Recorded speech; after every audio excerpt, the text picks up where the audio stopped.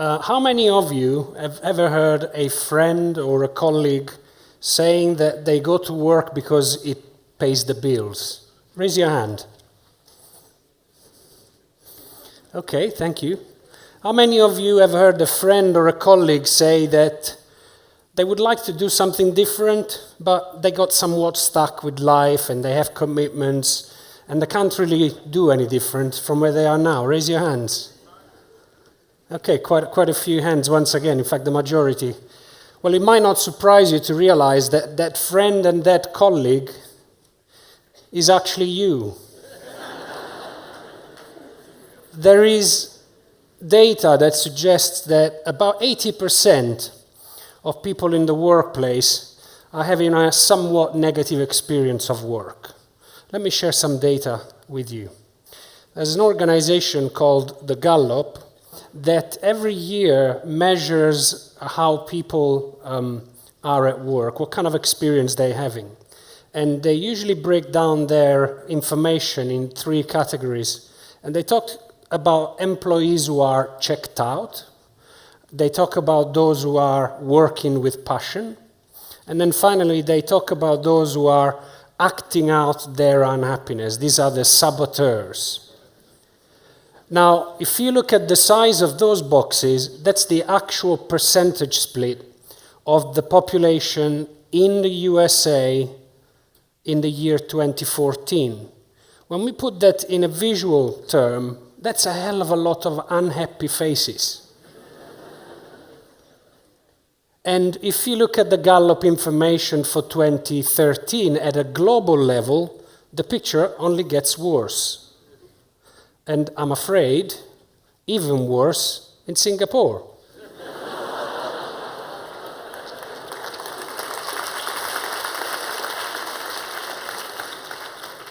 So really not that surprising to see all those hands standing earlier. Now think about the amount of time we spend at work. Some estimates suggest that we spend 220 days every year in the workplace. That's working days.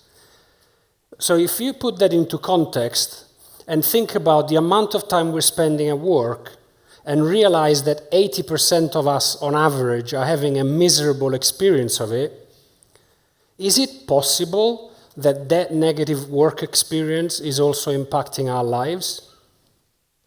So I imagine that you could be forgiven if you were secretly hatching a plan to escape your work cubicle. And if you weren't yet working because you're a student or you're about to enter your first work, then I wouldn't be surprised if you're fretting at the idea that you might fall into that 80%.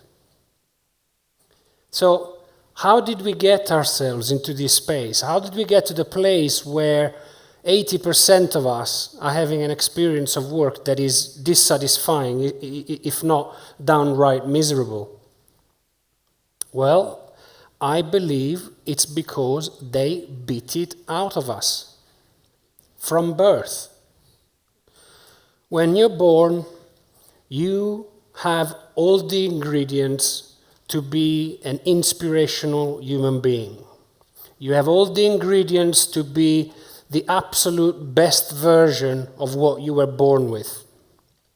But as you come to life as that defenseless little being, your parents, my parents, our parents, do their best to raise us and project their fears, their expectations, limited by their knowledge, limited by their experiences, onto us. With the best intention, but nevertheless, they begin a journey where our essence, in its full beauty, begins to get shaped by other people's expectations. Then you become a social being, you go out there and play with other children, and you get exposed to peer pressure. And it's not easy to just stay congruent with yourself. That's why we call it peer pressure, I guess. And then, of course, we go to school. Education all over the world is designed as a batch process that takes students through a standard set of curricula to go from A to B. Now, there's nothing wrong with that, and there's enormous value in it. The problem is that B is often a limited set of topics that don't necessarily cater for the full spectrum of human capability with which little child Peg came to life. And then you go to work. You've studied hard, you've succeeded, you've achieved those standards that society has set for you, and it starts all over again. Mr. Peg, here are your objectives. This is what we expect you to deliver by the end of the year. Here are a set of behaviors that we would like you to illustrate and demonstrate as you operate. And here are some values that we would like you to embody so that you can fit in our culture. You succeed in all of that, and we will look after you. You fail, there'll be consequences. So is it really any surprise that we have somewhat of a miserable experience in the workplace when we've spent every single day from birth being told to be something that is not necessarily congruent and aligned to who we are? And it makes me wonder, but what about those 20% who have the green happy face in their survey? Well, those are the people who I call leaders. And I'm not calling them leaders because they have a rank on their shoulders or because they've become CEO or head of department or whatever the case. They are leaders for a whole set of different reasons. And as a matter of fact, I call them essence leaders. So let me define first what I mean by essence. In our being, our spirit, our mind, our body, our emotions, we have already a unique makeup. And when this comes together, it makes up for a concoction of ingredients that is ultimately unique to us. That's what I call essence. That's the place that, if you wish, is the core of the planet where the energy burns and life becomes real. And I would suggest that when we are in congruence with that essence, where we are connected with it, it is the place from which our dreams, our aspirations, our purpose come to life. And I'm sure you've seen people like that. I'm sure you've been in the presence of someone who shines their own light, who, when they speak, you want to listen. When they want to do something, it makes you want to follow through with them on that journey. But unfortunately, the reality in the workplace of what we get told about leadership and what it means to be a leader is very, very different. So if you look at some of the research out there on leadership, and you look at the paper articles that have been published on very reputable platforms, McKinsey, the Gallup, and Harvard Business School, and you look at some of the titles of these papers, what really matters, what leaders really do, and so on and so forth.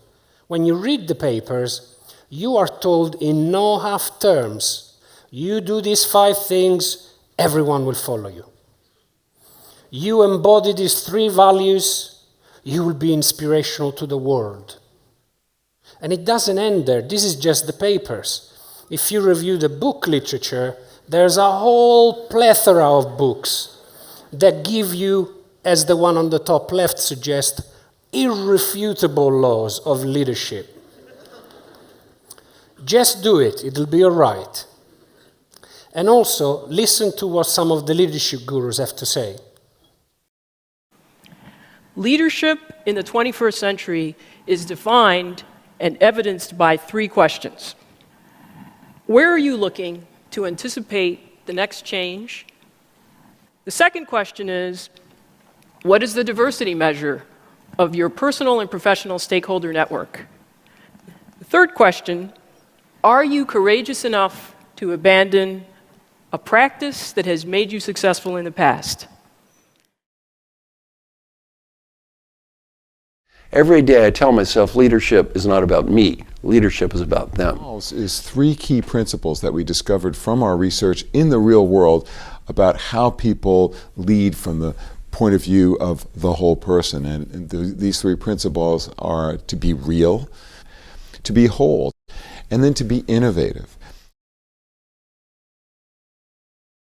One of the marks of good leadership is the ability to hold the tension between pursuing a consistent direction and also being able to question it. But the really excellent, the outstanding leaders we find are people who first listen, and then to put that all together for a higher order integration. That's real leadership. So we've heard 4 or 5 thought leaders who can't agree with each other as to what leadership means. If they can't agree, how can we normal mortals in the workplace understand what leadership is?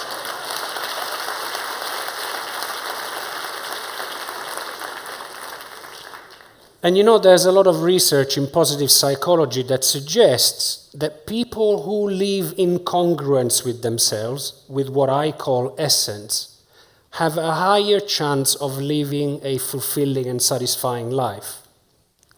So, with the picture and the context we just explored together, the question is, how do we redefine leadership in a way that is all-encompassing, in a way that is applicable to every single one of you in this room, in a way that takes account of our own essence while being applicable to whatever context out there in the world? And I think it's very, very simple. The conditions for leadership are just 3, in my opinion. It begins with you, an individual with the desire to bring something to life or create something new.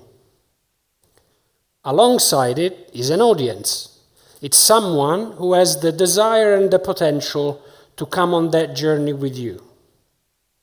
And third, of course, we need the tools and the skills for you and your audience to interact so that you can work together and bring things to life.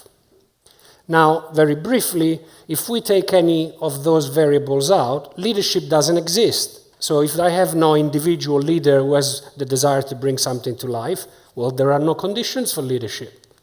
In the same way, if I take the audience out, I might have the best idea in the world and all the energy and the skills to bring it to life, but there's no one out there who can become my follower. And then, of course, finally, if I remove the interactions, the skills and the tools to communicate meaningfully with my audience, yet again, there cannot be leadership. And so you see, leadership is very simple. And most importantly, it begins with you. Let me give you a couple of examples as we close. The late Lee Kuan Yew.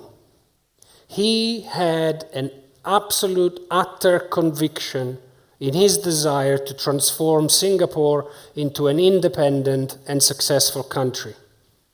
And he spent his entire life, in fact, in one of his famous quotes, he said he gave his life to that mission, and here we are, 50 years later, celebrating SG50. But I don't want to give you an impression with this example that leadership is only about the greats of history or people who have high ranks in companies and other institutions. Leadership as an essence leader is for everybody. Let me give you another example. If you've learned a lot about leadership and making a movement, then let's watch a movement happen start to finish in under 3 minutes and dissect some lessons. First, of course, a leader needs the guts to stand alone and look ridiculous. But what he's doing is so simple, it's almost instructional. This is key. You must be easy to follow. Now here comes the first follower with a crucial role. He publicly shows everyone else how to follow. Notice how the leader embraces him as an equal. So it's not about the leader anymore. It's about them, plural. Notice how he's calling to his friends to join in. So it takes guts to be a first follower. You stand out and you brave ridicule yourself. Being a first follower is an underappreciated form of leadership. The first follower transforms a lone nut into a leader. If the leader is the flint, the first follower is the spark that really makes the fire. Now here's the second follower. This is a turning point. It's proof the first has done well. Now it's not a lone nut and it's not 2 nuts. 3 is a crowd and a crowd is news. A movement must be public. Make sure outsiders see more than just the leader. Everyone needs to see the followers because new followers emulate followers, not the leader. Now here come 2 more people, then 3 more immediately. Now we've got momentum. This is the tipping point, and now we have a movement. As more people jump in, it's no longer risky. If they were on the fence before, there's no reason not to join in now. They won't stand out, they won't be ridiculed, and they will be part of the in crowd if they hurry. And over the next minute, you'll see the rest who prefer to stay part of the crowd, because eventually they'd be ridiculed for not joining. And ladies and gentlemen, that is how a movement is made.